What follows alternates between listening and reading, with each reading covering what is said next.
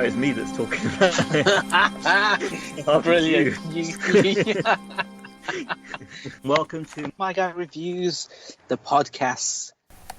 Hello, welcome to My Guy Reviews, the podcast. I am My Guy Monkey, and I'm afraid My Guy Brig isn't with us today, so there's not going to be much of a discussion or podcast.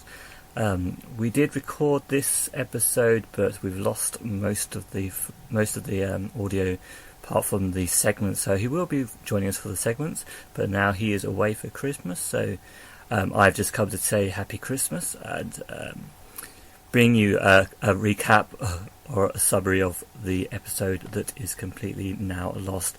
So I was really excited to finally have a sequel to Frozen. In Frozen 2, and I wanted to talk about that and Frozen the original, and also, the hype and the excitement around the original as well, and all that sort of thing. So we did that, and what happened next? Obviously, if you haven't seen Frozen 2, well, I can jump straight to the scores today, I think, because obviously we do the scores at the end, but I think I can skip straight to there. Really, I think I can't remember what I even gave it, but the stars were fairly low on Frozen 2 from me, and I think my guy Brig, who originally wanted to talk about it as well, died off by thinking, well, actually, should we just do a mini review of it? So that kind of shows how maybe there's less to talk about, or it's less exciting as we would have liked. But I still wanted to talk about it because I really love the original Frozen, and I was looking forward to this. So this is a big movie coming up for me. But for me, I knew how good the first one was. I think it took 10 years, or even a good part of maybe 80 years, to come to that point of such a good movie. Originally being the Snow Queen, I think, is it? Yeah. That they had to sort of pad out, or they had to turn into something that could be relatable to children and enjoyable, but obviously they didn't want to. They ended up changing the queen to another princess in Elsa, who can do magic-y ice things, but isn't so evil and is relatable. What did we talk about? Well, we talked about we started with the Let It Go. Let It Go was quite a famous song that came out of the first one. I think it's the perfect song to encapsulate the story, and my guy Brig was concerned that I think, well, he said he didn't really get the song at the time, I don't think, and I think it wasn't until he'd seen the film a couple of times and kind of you could see why the song is so good. I mean, I heard the song for the first time when I actually saw the movie, so I think it was just perfect in that way. It was a perfect song for the movie. Such a great movie. It speaks very well to I think teenagers, young people. That whole idea of wanting to go out there and live your life and things like that, and of course it's a sad sister movie, sad that their relationships broke up and things like that, because of this hidden thing going on in Elsa's life that she couldn't talk about, and she had to hide away. And I think that's one of the things that's great about the movie, is the release of that hiddenness, and breaking out into being free, which is what the Let It Go is all about. I mean, if you've ever felt like trapped or anxiety, things like that, to release it is such a good thing. So I think that's important and good movie for that reason. And yeah, funny characters and all that as well, that Olaf and the Sven and all that stuff. Kristoff is a great character, and yeah, it's got that stuff. So the second movie, we're moving on very quickly today, because there's no point in me hanging around when I've got no one to discuss it with today. The second movie it has the funny characters still, which is good. That's a good thing, I suppose. But I was disappointed. It's very much Disney sequel to me. I knew that I was expecting either the absolute perfect sequel to a perfect movie, or that I was expecting Disney sequel. And I feel like I've very much got Disney sequel. There's nothing really in this that makes it a Frozen sequel to me. I think my guy Brig disagrees a bit. I think he thinks it's a slightly better movie than I think it is. Except that his problem, which he had with another movie recently, was that it's repeated the same story. It had the same, very much the same elements. And yeah, I can agree with that. I mean, it's like they've just brought all the things that they think makes Frozen and just repeated them and for me it's like they took a Tinkerbell movie or a Barbie movie, like a half an hour feature, and just padded it out with songs that weren't needed to be in there just because they needed to have songs because it's Frozen, and they threw the same characters in there doing the same things, and but the characters aren't really characters because they're just the stereotypes of the characters, or they're not even the same stereotypes. Anna is needy, and like just wants to cling on all the time, and all this stuff. And I just feel like they haven't really developed into the characters that they would have developed in by now after Frozen the original.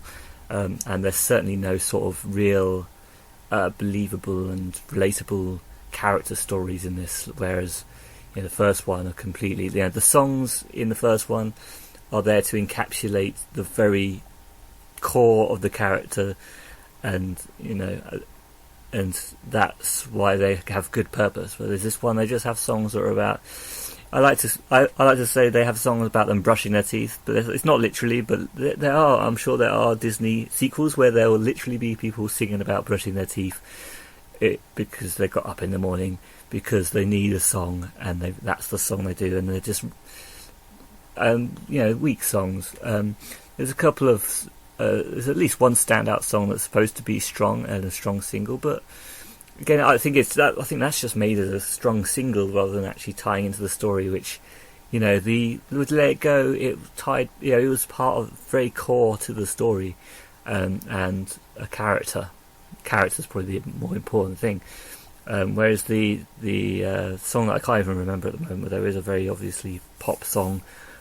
Just none of the songs rang true to any characters or any character development. It was, Olaf is a bit different, which is good. They developed Olaf the snowman for out of all the people they could have, all the characters they could have developed, which they should have developed all of them. The only one they've really changed is Olaf, where he's growing up and he's starting to get a bit of a sentient mind, which is a funny idea. But I don't know. It could have been better if he had something to play off of with that. Like if they'd actually made a decent story that would have tied into that and bounced off of it, and they were actually part of the whole team, a whole story, rather than just being completely separate, weird little things. I mean, Kristoff wanting to propose. I mean, he wasn't even talking to her most of the time. Why would you want to propose and marry and all that sort of thing? That's definitely not the sort of anti vibe that we had in the last one, where things were fresh and things were always going to be different. It's back to old marriage and all. I can't propose and all that sort of thing. I think the Kristoff song is quite funny to some people. Again, I just found it all disappointing, but that's just me. I mean, they've got trying to find the good points. I'm sure there are some good points to this movie. I think my guy Brig mentioned, the giants, the earth giants, are just the same as sort of the ice giants. They're just sort of all copies and stuff like that. I won't say much more about it. I mean, this is kind of spoiler. It's not really it's spoiler. It's mostly spoiler-free review so far. So I may as well keep it spoiler-free for the rest of it. I mean, there's nothing really spoiled about it.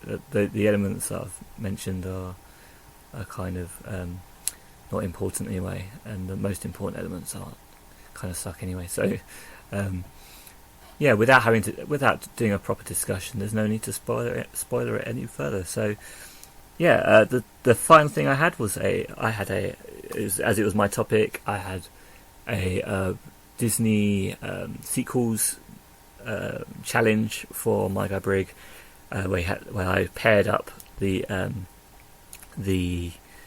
couple of sequels and their originals, and he had to figure out which one had the biggest drop in audience scores on Rotten Tomatoes. So from like original to sequel to including a lot of Disney sequels, so straight to video sequels. So he only got 1 out of 10 right. They were quite challenging. Sorry about that, but maybe we can shuffle it around and see if he can remember and see if he can do it any better in the future. Because I gave him 3.5 out of 10. Actually, I gave him a few because he was doing pretty badly. But it wasn't down to him. It's just the fact that the audience scores are kind of erratic on Rotten Tomatoes. The critic scores might have been a better idea. It would have been easier, but for some of them they were missing those, so I could have maybe missed those ones out. But it was a challenge. Moving on, we do actually have the mini reviews and segments and such coming up. Hello, My Guy Brig. And you got 3.5 out of 10, which isn't bad, I'll take that. You did That's better. 35%. 35%, yeah. That's less. That's more than a lot of the drops that we encountered. So some of them were terrible. Frozen 2. If you're looking forward to watching it or you've already seen it, let us know. But now we're going to move on to our segments, I guess. Yes, segment time. Have you done a watching for me to do an intro for? I have, yes. Or is that coming up? You have? Oh, yeah. So you have. Oh my gosh. You've watched South Park, you basket. Yes, season 2, episode 1. So I left you off the cliffhanger of season 1 cliffhanger as to who Eric Cartman's dad is. Oh yeah, I wonder who it's going to be. Season 2, episode 1. Yes. Did you watch 1 episode or 2 episodes? I watched 2 episodes. Okay, good. So episode 1, do you remember episode 1 at all? Yes, and this is why you should have used this episode with just to finish off with one, and then had the second episode on this week. So, but never mind. That's my opinion. This is Terrence and Phillip. Is it just like a special feature movie? It is, yeah. It's Terrence and Phillip just have their own kind of adventure. Yeah, so we're looking forward to find out who Cartman's dad is, and then we find out that they're not going to tell us this. After waiting for months for this second season to come out, they bring up Terrence and Phillip instead. So we're watching a filler movie of a Terrence and Phillip fighting on each other and on passers-by. And is this the one where they're fighting with the guy that's got an actual ask for a face or something? Or not yet. I think that might be later. So this one, basically, Terrence and Phillip start off by having to represent themselves in court because one of them allegedly committed a crime. Oh, okay. And then they use the old kind of Chewbacca. Not yet. No, that's coming. The basically similar to that, and he uses a defense against like Terrence and Phillip. They use the same thing. They get off, and then the guy vouches that he will get his revenge, and so he calls him Saddam Hussein. It's his first entry of the series. Wow. And Saddam Hussein's like, okay, look, bring them to Iraq, and then once you get them here, I will arrange for them to be killed. So they turn up. They go to Iraq to rescue their daughter. Oh yeah, because he had a kid with Celine Dion. Oh yeah, Celine Dion. Yes, I remember. That's right. That. Yeah. And then Saddam Hussein turns up to Canada, take over Canada, and he wants to take over the world from Care. Wow. And then they have to rescue Canada. Terrence and Phillip. That's amazing. I can't actually remember this movie. So much happens in such a short time. Yeah, it's like a movie. It's half hour though. It is a movie. It's a normal feature length episode, but a movie episode. It's really good. I might also be confusing it with the actual South Park movie as well. The longer. Yes. There's a lot of similarities. Yeah, it felt like that as well. Yeah. But it's another great episode. It's really funny. It's just like them going, okay, so we've got this TV show called South Park, and now let's do something fun with the same sort of format, and let's just go completely crazy, go and do something completely different with this Terrence and Phillip, the Canadian guys. It's almost a show within a show, because obviously they're on the TV in their universe. Yes, they are. They're TV celebrities. But in this TV movie, they're not TV celebrities. They're just normal Terrence and Phillip who fart everywhere. Wow. Okay. So it's actually it's a movie within the movie. Yeah. It's brilliant. It's great. It's also great because I think years ago when they first did the Cartman's episode, they then put this as the following episode. So where people thought, okay, there's a cliffhanger ending. Yes. We've got to wait a season to find out who Cartman's mum is. Cartman's dad is. I said that earlier. I know. Giving away the next episode. And then spoilers for next episode in 2 minutes time. Yeah. And everyone must have been really annoyed because this is the days where you have to wait a week an episode, and you have a break between. So right now it's on streaming service, so you can watch it straight away. But back then you didn't have that kind of luxury. Yeah. So it must be so frustrating as a fan. No, but at the same time, like we weren't there for drama; we were there for comedy. Yeah. So we kind of, when we saw this, we would have been like, "Yes, that's hilarious," because we would have got it. We would have understood it. I don't think we really cared who Cartman's dad was. We just cared about the comedy. Yeah. Just a new episode, new series starting. So yeah, it was a really good episode. If you were to guess, how did Kenny die in this episode? Oh, I don't. Is he even in the episode? I didn't know. I can't guess. How did he die? Did he get fired to death? I don't know. He wasn't in the episode. You should have gone with your guts. That's what I said. No, you said fired to death. I said, was he in the episode rather than he wasn't in the episode? Yes. You asked the question. Dang it! This is what I get for that hard quiz. Exactly. I'm taking back down to 1 now. That's all you scored. one. It's actually it's a really funny episode. They got loads of kind of Canada references everywhere. Yeah. They do this aboot, which is always quite funny. And the aboot. Yeah. Yes. Yeah. And then Saddam Hussein's actually his face. Yes, he's got a flappy head as well. I know, but it's his actual head, but also he's got a flappy head like the Canadians. He does, yeah. Crazy. But it's just such a fun episode. Okay. It's before he teams up with Satan as well. Yeah, wow. Yeah, because he appears a lot later on. Yeah, Satan does, yeah. Yeah, Saddam. So, what's your rating for this episode? I'm gonna go based on your review of it because I can't remember it, but I'm gonna go on what you've said. It sounds like a 4-star watch. Sounds funny. I want to rewatch it.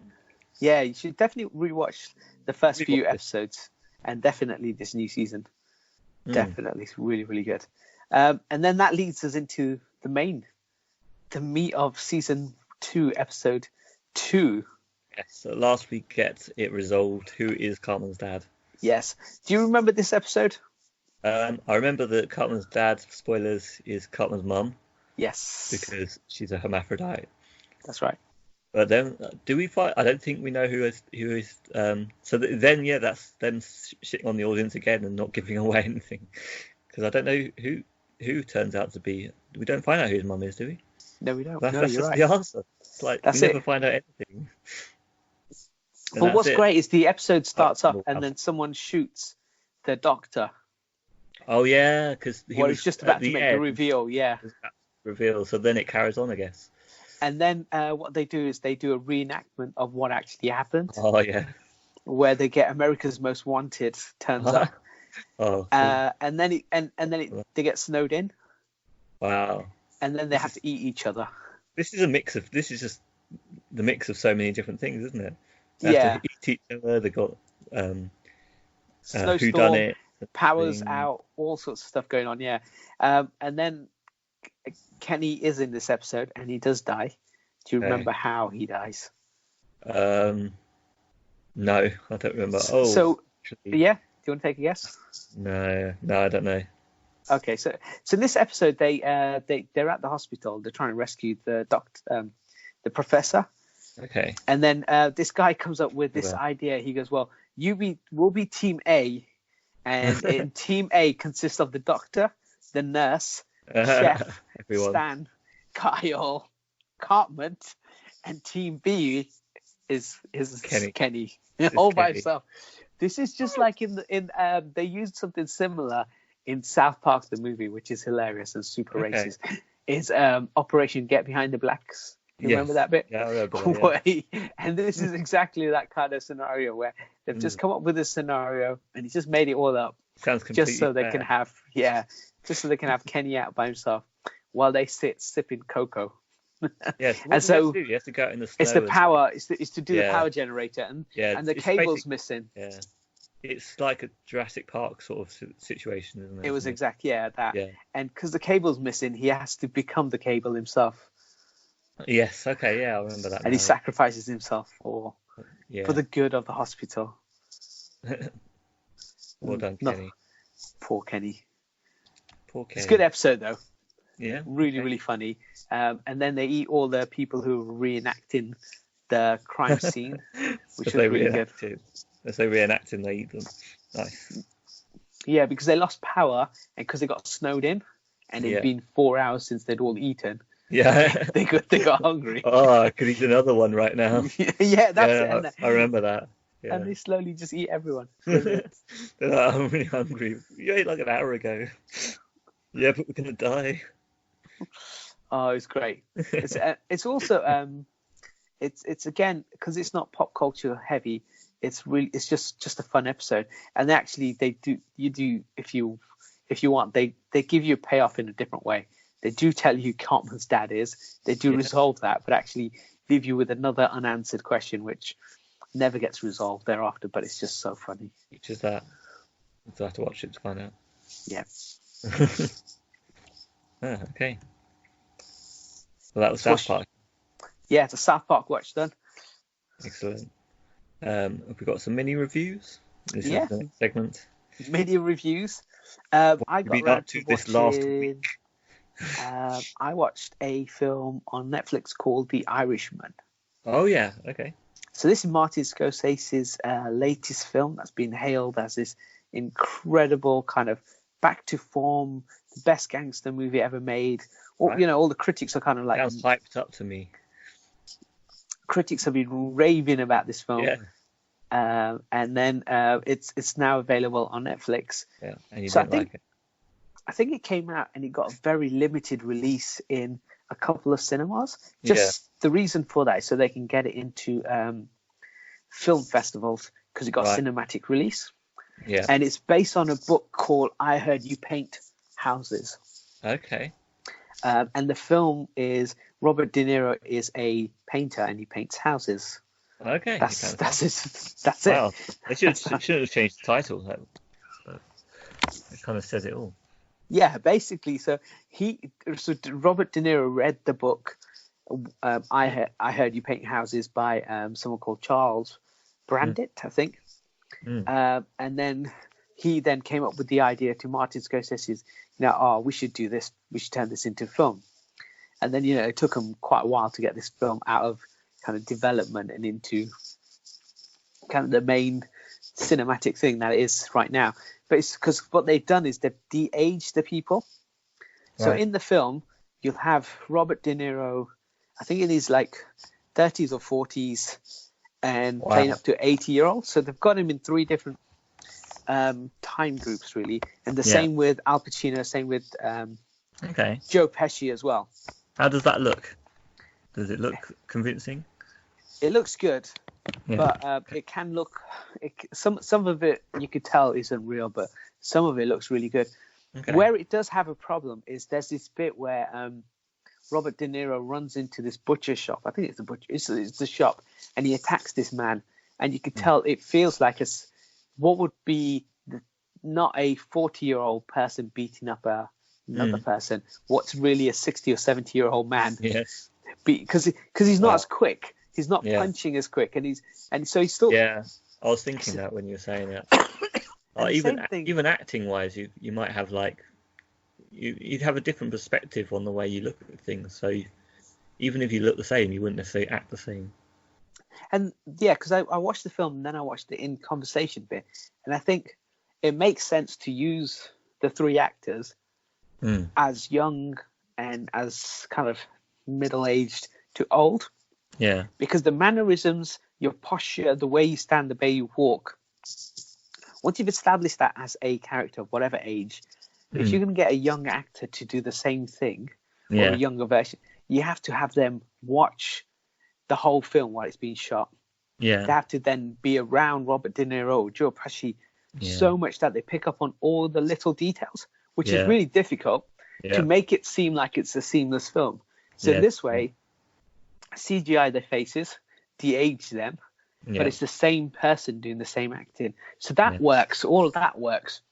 But it's just when it comes to like fighting and stuff like that, it feels like this is a 60-year-old man getting They need to move faster.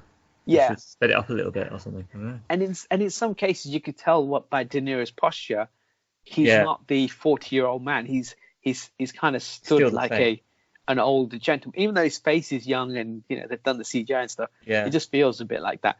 But so they've done a great job. The same. So whereas a different actor would have been a bit different. Of course, yeah. If you had Ryan Gosling playing Robert De Niro in his early 20s or 30s, and you had De Niro in his 80s or whatever, then Ryan Gosling is a young, handsome man who would stand and act in a certain way. But I think it works. It's just those bits. And the same thing happened with Captain Marvel, where they de-aged Samuel Jackson. Yeah, you don't really need to de-age that face. I didn't really notice that. Yeah, because he still looks as young as always, doesn't he? Yeah. But when he had, Samuel L, of course, the L, his ladies love him, right? But then he's got this fight sequence, and he looks, when he's throwing a punch and he's doing his kicks, he seems like an old man doing that. But the de-aging, obviously, effect that they use on him is to try and make him seem that many years younger. Yeah, and young looks though. Yeah, and I think what will happen is, as time goes on, people will realize, this technology could mean that it's already there, but you could actually sell off your likeness, and someone else could do all the acting, and then they just CGI that face on top of it, and it's that. They're heading towards that already. I mean, there's some discussion about Ghostbusters possibly having a proper sequel with all the original cast. Trailer coming soon. Yeah, but Egon's gone, so there's a discussion. Will Egon be in it? Should he be in it? Because they could bring him back using old footage and stuff. So obviously he's already gone, so the actor's dead. But you're talking also people that are living that could also not have to do the acting. Exactly. There are moments where you can see Joe Pesci walk off screen, because it's a pan shot, so it's further away, and he's walking a bit quicker. And I know that's not Joe Pesci, the 60-year-old or 70-year-old walking across my screen. That's a younger person. Yeah. But so this film, I think eventually when Paramount Pictures were gonna buy it, it was like 105 million. It's a massive budget film, and then Netflix bought the film, and then there's reports because of all this CGI and visual special effects on just the three people, that the film's budget was nearly 200 million. Wow, yeah. So really expensive, but it turns out it's about like 159, but it's very, very expensive. Like, yeah, and that'll get cheaper over time as well. So like Once Upon a Time is a really expensive film because of all the wide shots, because of using location and making everyone look that aesthetic and that feel. And this is what this film has. But on top of that, they've spent tons of money on this CGI trying to make these main three characters really young looking. It looks great. The acting, I think all three of them. There's other star casts who are really good in it as well. Raymond Ramon's in there. He's good, and he's a guy who's a comedian in loads of stuff. So it's really good. In terms of everyone in it, it's really, really good. Critical response currently sits at like 96%. Nice. On Rotten Tomatoes. So they love it. It's like it's hailed as like, the best Scorsese film. What's it about? Return to Gangster. Is there anything Irish? About? No, I haven't even said that yet. But I have to just be talking about. So The Irishman is this Irishman. who used to paint houses. Paint houses. I But heard this book about it. he then he's basically he starts off by he used to drive meat around. He used to drop meat off, and then he meets up with a local gangster. And then what he does, he starts to take the meat off his truck and give it to these guys free of charge. Yeah. To the point where he, all of a sudden, all his meat disappears and there's an empty truck. So that's when he then gets pulled more into the kind of the mafia world, and it's about him and his story. So Robert De Niro's story, and in that he then becomes a hitman. And there's a moment also like when he walks up to this guy and he shoots him, and then he tries to run off screen, and he's walking off like a quick walk, but a younger man would have shot him and ran, bolted it there. It's little things like that. But other than that, I think, a lot of people saying this is a slow movie. I didn't really think it was slow. I had to watch it in two bulks because it's quite a long film. It's 3 and a bit hours. So I watched like hour and a half. Okay. But for long me, movie. It's very long, 209 minutes. I enjoyed it, but I think I enjoyed Scorsese's older gangster films as well. Okay. So I didn't really, to me, the pacing wasn't an issue. I know a lot of people have said it's a very slow film. It's very, not much happens and stuff. I say that about Once Upon a Time because I felt nothing happened till towards the end. And I felt like things were going on. People were getting hit, people were shot and stuff. It's all about the spectacle, isn't it? People getting shot. Exactly. Yeah, the three main leads are great. I think Joe Pesci is amazing in this film. I think a lot of people have said that. My problem with this Scorsese film, I think it's the same with most of it, is if you use that metrics about does a female lead speak to another female lead? Yeah, about something other than men. Yeah, it's going to be very, very little.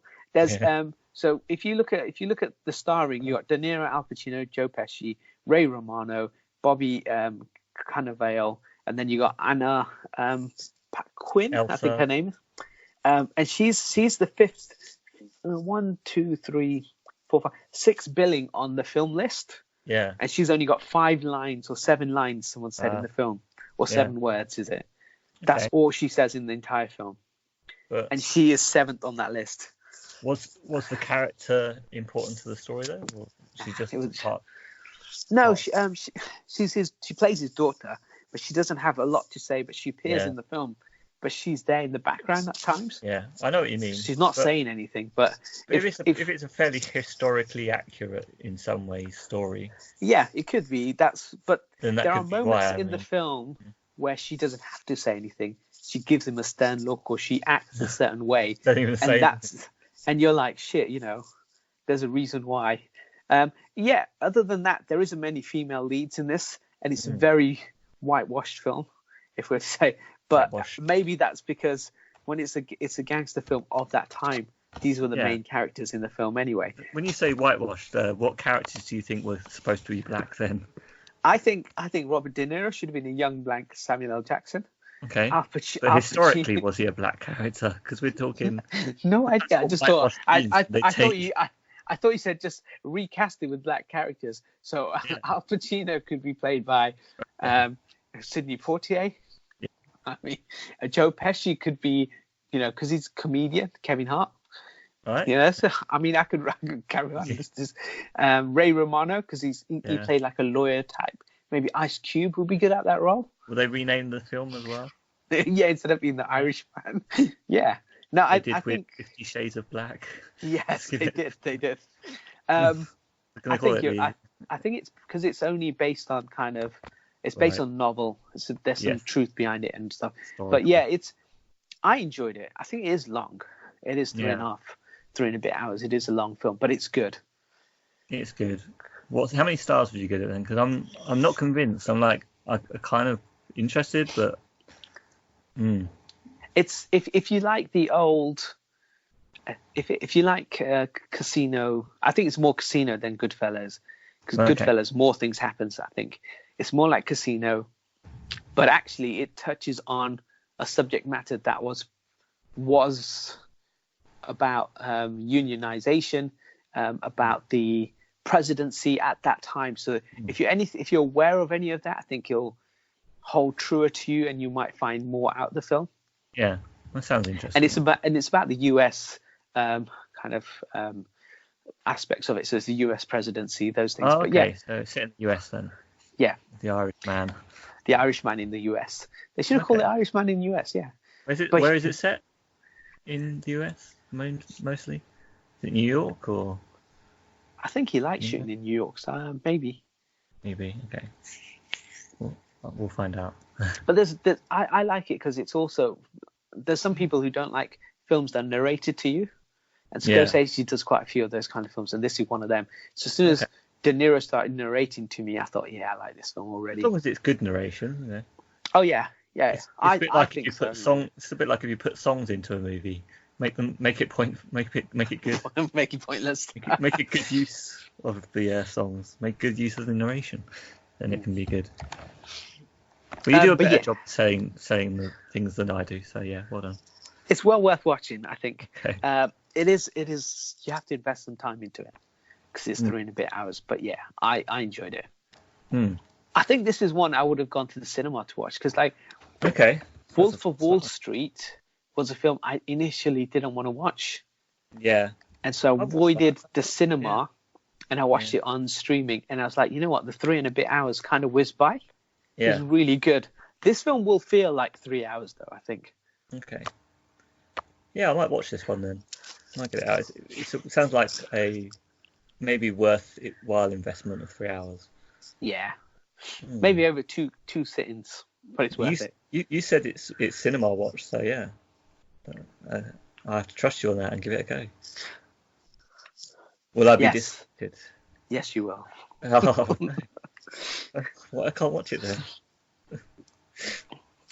It's one of those kind of like if you like his older movies, not Taxi Driver, but more like Casino, I think, for Scorsese. Okay. This is back to that kind of. It's not like Taxi Driver. That's the thing. But Taxi Driver builds up. It had a slow build. Yes, to where he then happened. But I think there's enough in the film throughout that I liked it. There's not just constant people getting blown up and stuff. There are bits of that happening throughout, sprinkled in the 3 hours. Excellent. Okay. Anything else? I also watched the movies that made us. So I think I talked last week about the toys that made us. The toys that made us. So there's a new version, the movies that made us, and I watched the first one because it's Christmas, and it's all about Home Alone. Okay. And how that film almost never got made, and when it did get made, what actually happened, and awesome. And also the fact that it was supposed to be this small 10 million budget film, like a really small kind of kid family friendly film, and how it took a life of its own, and how Warner Brothers, who were going to distribute it, pulled the plug on it and said, no, we're not interested.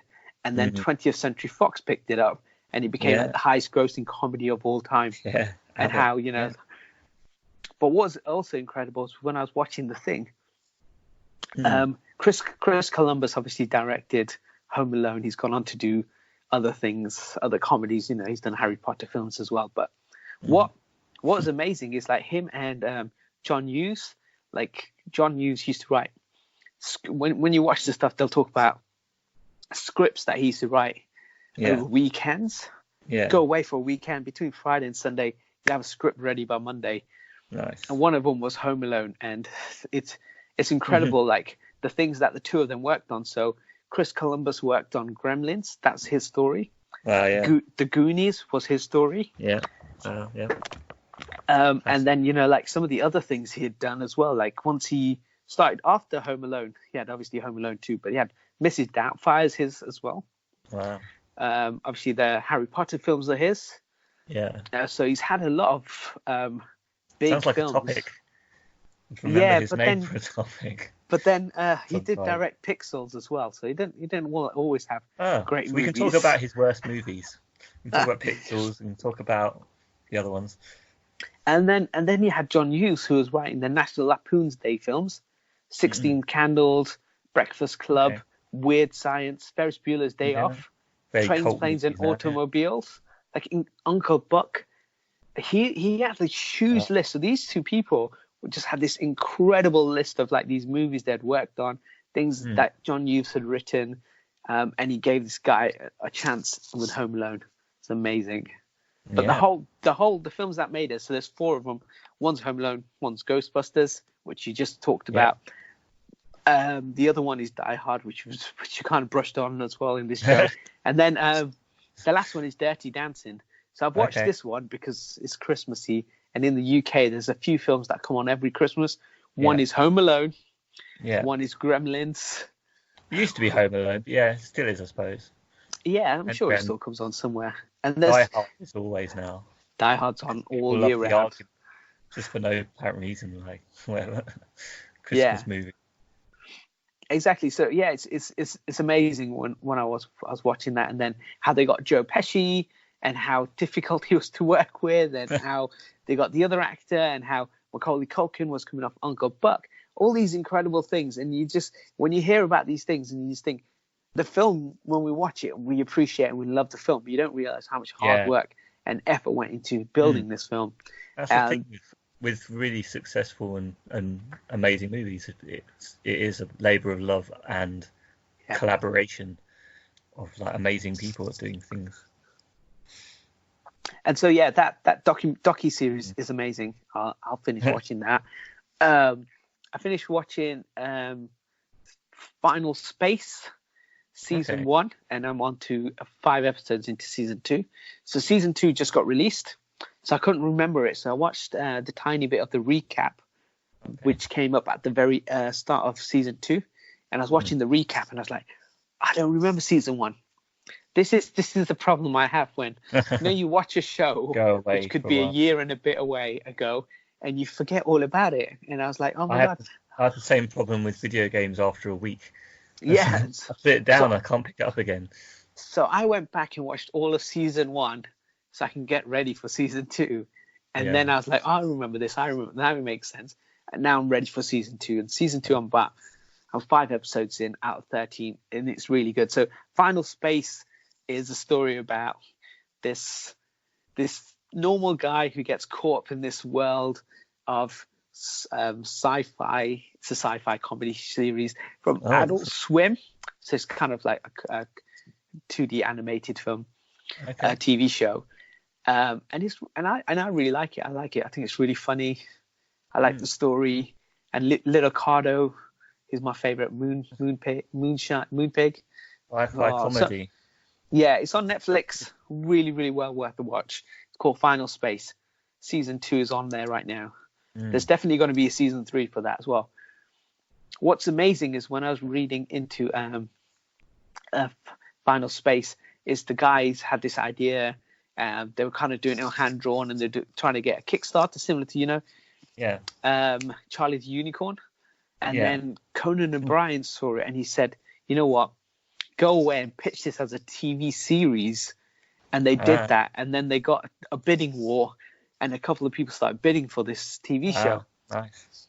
Now they've got the monies. Yeah, now they can go away and make these incredible shows. So it's great. It's well worth a watch.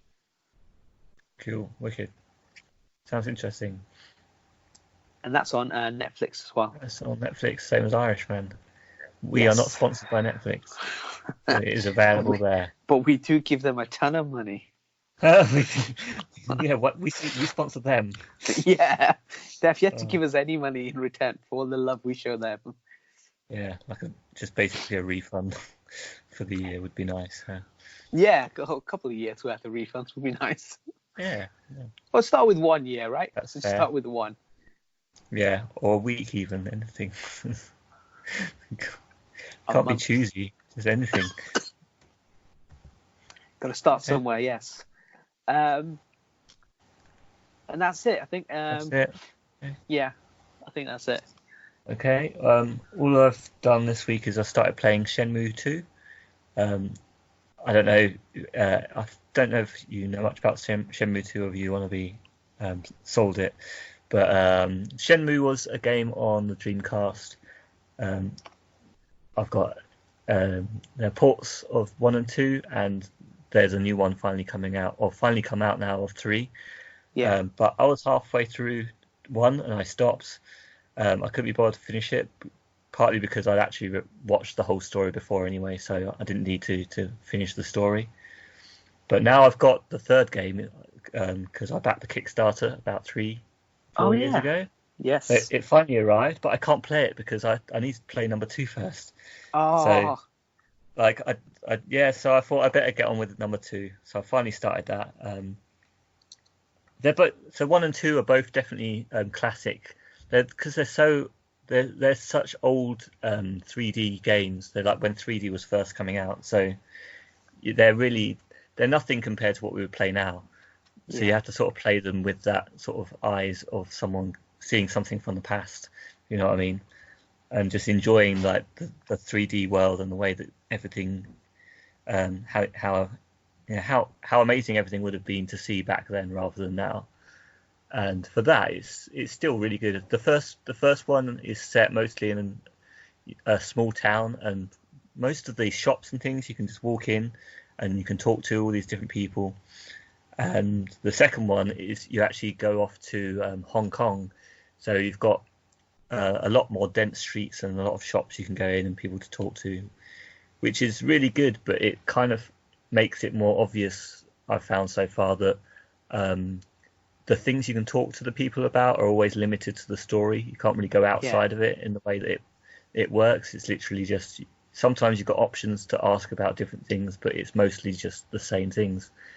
So, you can't just go into a coffee shop and actually buy a coffee. You just actually ask about your story, which is a downside to it. But what can I say about? I mean, it's beautiful for its time. All the detail and stuff is really beautiful.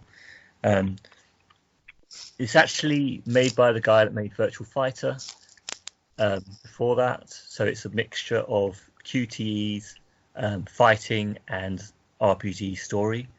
And cool.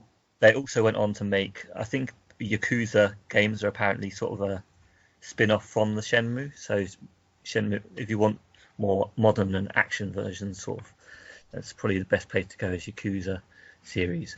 So you're a martial artist. I think your parents, or at least your dad. Yeah, your dad is murdered at the beginning. So not too much of a spoiler because it happens pretty early on.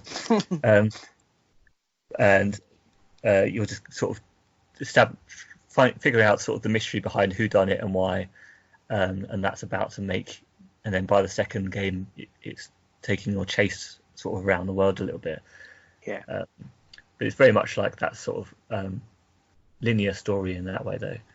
When it gets down to it, and yeah, it's interesting for that retrospective. Just looking back, I think I'm still enjoying it. It's quite slow paced as well, but back then it was renowned really just for the atmosphere that you're actually living in this little city. You're in a living 3D world, which just wasn't done then, and so you can sort of appreciate why everything is kind of slow paced, and you can actually get lost quite easily in the streets if you don't, because you have to actually figure out. You can buy maps as well to help yourself out, but you have to actually pay money. Oh, real money, not no, within the game, but you have to actually pay your hard-earned money, because you can't just rob people like you would in GTA or something. In the first game, you get a little bit of pocket money because you're still living with your mum each day. But in this one, you first turn up and you get your money robbed fairly early on, and you have to earn your money just to pay for your own keep. So money is not easy to come by. But so you have to actually, really, you've just got to figure out where you are by looking at the streets. There's actual street signs and there's maps everywhere, which is helpful that you can just look at. But like keeping oriented of where you are is actually a big part of the gameplay, I think, because you have to sort of remember where you are and sort of slowly get to know the place, which is always a good thing, really. I can't really say anything about the third game yet because I haven't played it. I've heard mixed reviews though, so I imagine maybe it'll go back in time a little bit too much. Maybe it doesn't. I will bring that one when I get to number 3, because I still have to play through 2. or play through it as much as I can before I give up. We'll see. Because there can be some, because it makes you get a job and stuff, you can end up doing some things that you might kind of find boring, or maybe don't want to do. But at the time, it would have been amazing. It's like, oh wow, look, I'm driving a forklift truck in a game. Yeah. But nowadays, some money. Yeah, to try and earn some money, or the main job that you've got at the moment is moving some crates with a guy who tells you which way to move, and you have to press the button as far as within a short time limit. And like, rather than just moving backwards to where he's going, you're just moving left and right now and then. Like, why are you doing that? It's kind of contrived. But if you like QTs and all that old school sort of things, then it's definitely fun for that sort of old school stuff. But yeah, it'll definitely be to a certain taste. It's not exactly action for the most part. That's like most RPGs. Yeah, you have to really you do have to grind your way through them if you really want to enjoy them, because you can't just like pick and like even all these games where you have to level up. You should be grinding through certain side missions, submissions. You need to be immersed in the world to really get the most out of it. Yeah, I mean, that's a good thing about this. You don't have to do any leveling, but you do have to sort of chase the story around and maybe collect moves and things, learn new moves. Yeah, but it's more about getting through the story. But yeah, it's nice to be able to walk through streets and things and sort of see how individual everything is. Like, there's no sort of copy paste through the whole game. Everything is unique, which is nice. Yeah. Sounds cool. Yeah, looking forward to see what the third one has to offer. And if it doesn't excite me as much as I want it to, then I know now that I can move on to Yakuza sometime. Yes. I've played one of them, but I didn't get that far. But I think the newer ones have just got better and better and bigger and more open world as well. You can do all sorts of things in them. So, yeah. And that's it, really. That's all I've done this week. Cool. Any previews? Yes, a PlayStation Plus. Oh, yes. December games. Is it being announced? Yeah. I have no idea. What you have to tell me. Okay, so as always, 2 games get announced. One is a motocross game called Monster Energy Supercross. Okay. It's just a bike game. I don't really play them, so it's not really much I can say much about that. But the other one I am interested in for a minute is Titanfall 2. Okay. That's going to be free. It's a big game. Yeah, so the sequel to Titanfall. It's where you play the you play as a robot, don't you? And it's got used to have an huge online community. Maybe this is a good way to kickstart that again. And obviously you've got the single player campaign, which will be about 7-8 hours long or something. So yeah, definitely going to be playing as robots, floating around, shooting stuff. Yeah. Cool. Be a nice break from Neo. Yeah. Still playing Neo. Still playing Neo. Yeah, still am. Yeah, I finished Odin's Sphere as well, which I already kind of reviewed last week. It's a good story. I enjoyed it. Although I think some of the English voice acting I think maybe the Japanese voice acting might have been a little bit better for one of the characters later on, which sort of let it down a little bit. But yeah, good game. I enjoyed that. You have to watch last week's if you want to hear more about it. I won't explain it all again. Yes. Or maybe do a full review. And that's it really. I know coming soon, obviously because it's the end of the year, I wanted to watch a film called Knives Out. Have you heard about this one? I have heard of it, yeah. It's the new Rian Johnson film. The guy who made that Star Wars film that everybody either hated or loved. It's really, really weirdly received. And it's getting great reviews. Yeah. So I do want to watch that one there. That's it's coming sort of out. critically acclaimed already, isn't it? Knives Out. Oh yeah. Which kind of put me off a bit. I don't know. But it's doing well in the box up as well, so people are watching it, and even the fan response is still quite high. I don't think it's that badly received from what you're saying. I know, because normally critics are kind of like they shouldn't be the only thing you kind of rely on. You should kind of use your own judgment as well. But most of the audiences have given it like an A- rating when they've gone and seen it on the opening weekend. So it's still getting good reviews from people. I think I'm just used to not very good movies at the moment. So I'm skeptical if there can actually be a good movie at all at the moment. I don't know. There's been some good films. There'll be time over Christmas. I might go and watch it. Yeah. Yes, that's a big one that I'm going to try and watch soon. Okay. Because I really like Rian Johnson. I mean, Looper was good. Wasn't great, but it's good. And then I think the next kind of big film that I'll be interested in will be Jumanji: The Next Level. Oh yes. So I'm just talking about how I'm not looking forward to good. There's no good movies at the moment, but then there's a piece of rubbish that's so good called Jumanji, the Jumanji, and now there's a sequel to it. Brilliant. Yes. Yeah, I love that. I love that sort of. It's kind of silly stuff, isn't it? Really. Yeah. Yeah, looking forward to that one. And that's it, and then that'll be the year over because I'm not really massively into Star Wars. Oh, is that out soon? Yeah, Star Wars is out this year. End of the year. Great. You're right. I'm not really into it either. I mean, I was never really into Star Wars big like a lot of people are, but I definitely enjoyed the first three. Force Awakens. No. I like the Force Awakens. I thought you were going to say the Phantom Menace. That's your favourite one. I mean, obviously Jar Jar Binks is my favourite character. Of course he is. And he needs to come back in this film. Oh, that'd be good, wouldn't it? It turns out he's a Skywalker as well. He's a Jedi. Yeah.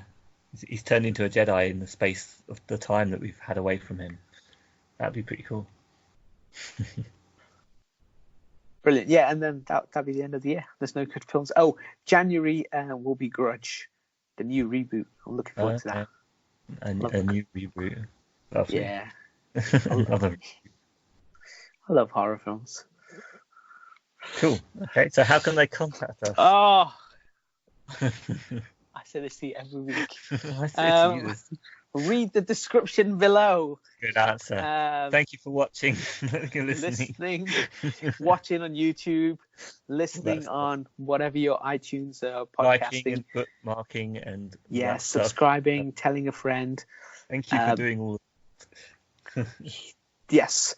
And we've got a Twitter account, it's below. We have an email account, which is below. An Instagram account, which is below. And we have a YouTube channel, which again, all details are below. And thanks for listening. Yes, and happy Christmas. We might see you one more time before it comes up. So merry, if not happy, merry. Merry Christmas. Yes. Ho, ho. Merry Christmas, everyone. Thanks for listening. Bye.